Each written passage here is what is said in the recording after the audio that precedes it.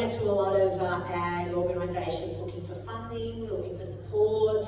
Everyone would just quiver in the corner and say, oh, it's a biosecurity risk, we can't touch it, you know, oh no, that's terrible. Whereas I ended up last year sitting in a room at QUT, Gardens Point in Brisbane, in front of 5 really smart people. One of the head of dietetics, one of the head of ag, Centre for Agriculture and Biosecurity, and a couple other people, and they all thought it was a great idea.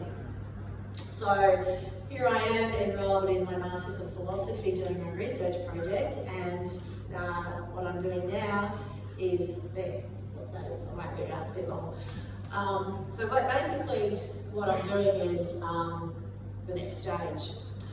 Now, my supervisor did say to me, Victoria,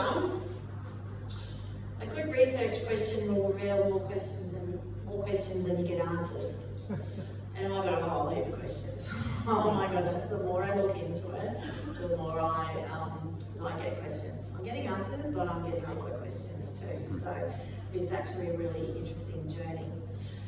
So just as a quick overview of how I've got here today, what I had to do was actually identify the actual giant rat-tail species that is listed under the Biosecurity Act. So GRT comes, it's within the Spirulus genus. Now in the Spirulus genus, there are 24 species. Some of them are native to Australia. 2 of them are listed under the Biosecurity Act, Pyramidalus and Natalensis. Okay? And you know, when that come from back home to my farm, and when you have to get rid of all this rat tail, he had absolutely no idea what he was actually pointing to and referring to. And I just went, oh my God, what's that tail about? But I'm like, no, okay, let's find out.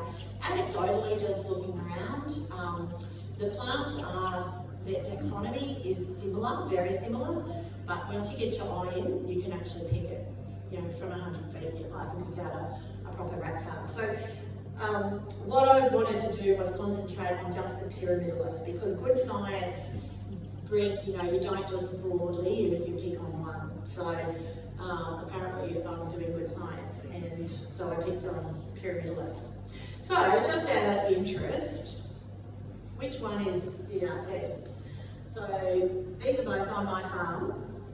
They're actually quite close to each other. In fact, the one on the right is, I think, the one in the back there. So you've got your left clump and you've got your right clump.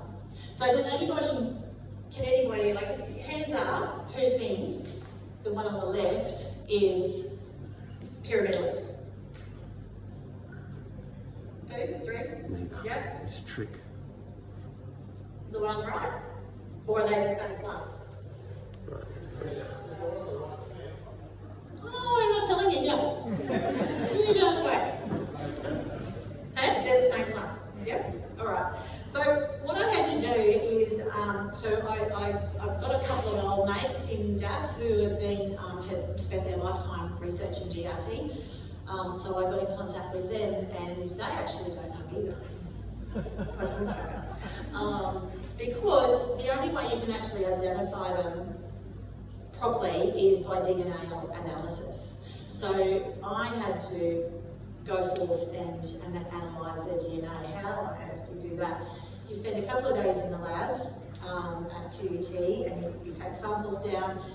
You crush, you grind, you wash, you spin, you crush, you grind, you wash, you spin, you run it through this machine, that machine, add primers, all the rest of it. And then you get the DNA.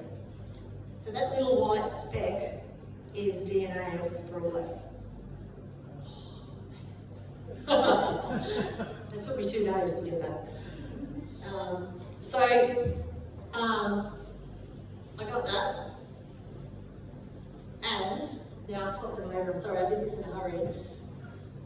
The one on the right is Pyramidalus. The one on the left is Africanus. Yeah.